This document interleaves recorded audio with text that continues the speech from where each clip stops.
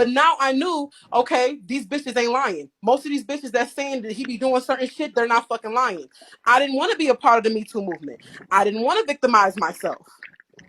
So I shut the fuck up. 3 months go past. I haven't even been on the app like that. Llama could tell you. I hadn't been on the app. I was fucked up. I did not go live at all. Cause I'm in my mind like these motherfuckers, no, okay. I'm gonna get off the app.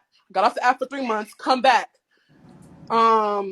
What's her name? Drama Sound Off is blowing up my messages trying to have an interview with me. I'm like, for what?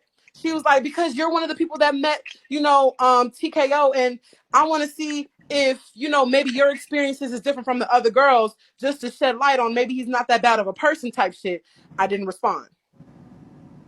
Then I told Llama. Llama was like, okay, I'm gonna tell God Zeus, and maybe you can wake it up with God Zeus and tell him what the fuck was going on. God Zeus didn't answer. So I'm like, okay. So now I'm here.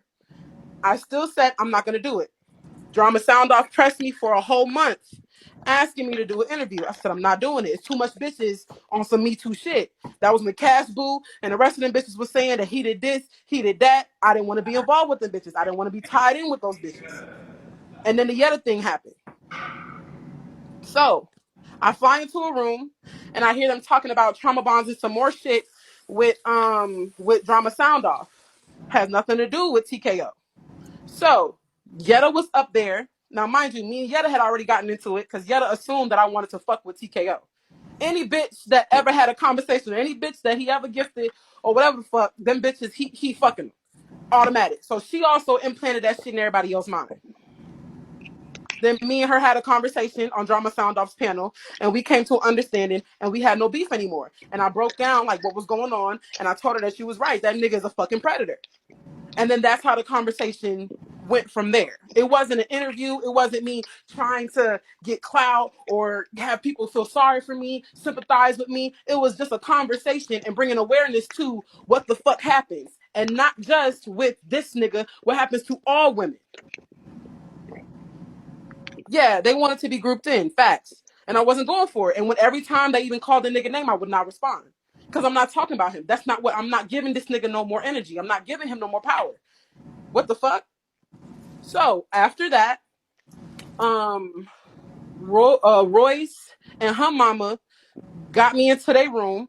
Well, I was flying in the rooms, and Royce was like, hey Rose, what was happening? We support Black women over here. I don't know Royce and her mama. I don't know them. I thought they was genuine. So I told Royce what had happened to me. And then she was like, okay, hold on, let me do a panel where my mama at. She gets her mama. They start, I don't know what the fuck. All I remember is they were trying to trigger me. And Roy said out her mouth, yeah, I was just trying to trigger you to see if the emotion was actually genuine, or if you was just looking for clout, or on some Me Too shit. And I'm like, that's fucked up. How dare you sit up here and try to trigger me, and you claim that you support Black women? That's some weird ass shit. They go and call TKO into the room.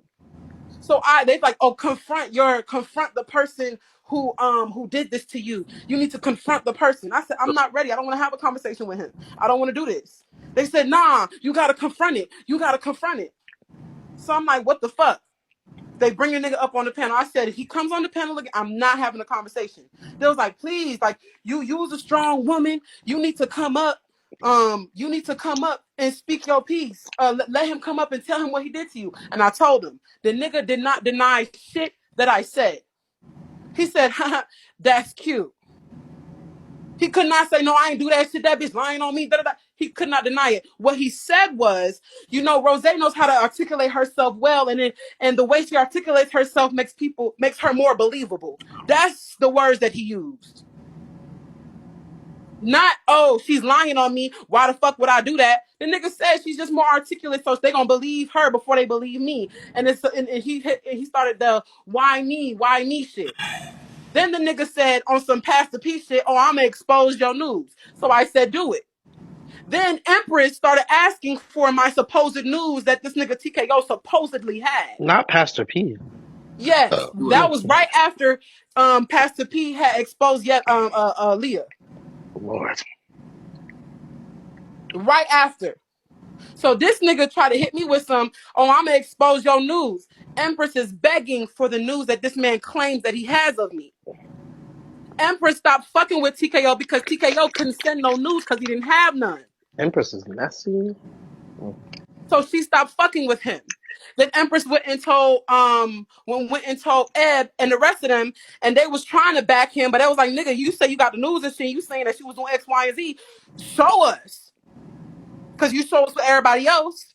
He didn't have them to show. So now the relationship with him and Eb had deteriorated. And people stopped fucking with him like that. And I hadn't said anything since. I hadn't woke it up back. I ain't wake it back up. I didn't every week talk about this shit like how Yetta was. So everybody else was like, oh, I feel like Rosé's being a little bit more truthful about it because she's not on that Yetta shit. And I said, well, we are two different people who experience two different things. You cannot compare the two. Everybody's trauma is different. So what you're not gonna do is make it seem like my story is better than Yetta's, and that's not it.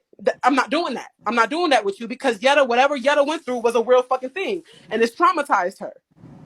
Whether I like her or not, don't do that. And so Yetta started getting in her feelings because everybody was telling her that they believed Rosé and didn't believe Yetta. And then that became a thing.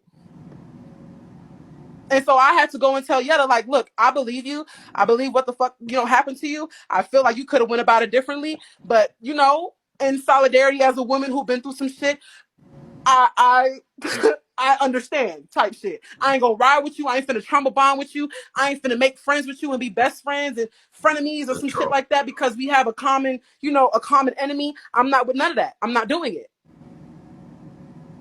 And so there was that. And then people tried to tell me that I was lying on him and some more shit. And then I even showed them the screenshots of this nigga apologizing to me because he knew what he did and was trying to fly me out to California. He knew what he had done. And people still was on that, oh, Rosé, you wanted to fuck with Nature Boy and TKO. Rosé, you just wanted to fuck with them for clout. Bitch, I didn't need no clout. When I first got on the app, I didn't need no fucking clout. I sat in my room. Llama could tell you. I would sit in my rooms. I did not fuck with nobody. And I was number one on the heat list before the algorithm and all that shit changed. I was hitting quotas by myself. Not no 90Ks. I was hitting 220s or 220s before they changed it. Off genuine support for the little 2-3 months that I was active. And I stopped going active ever since then. And even Papi Chulo knows about this shit, my old agent, because he was calling my phone when he seen me with the nigga and was like, Rosé, you look uncomfortable as fuck. What the fuck is that nigga doing to you? And I told him, I'm about to leave. Don't worry about it. I'm about to go. But that same weird ass nigga daddy Papi Chulo tried to turn the fucking story just to get to me and make it seem like I was clout chasing off TKO.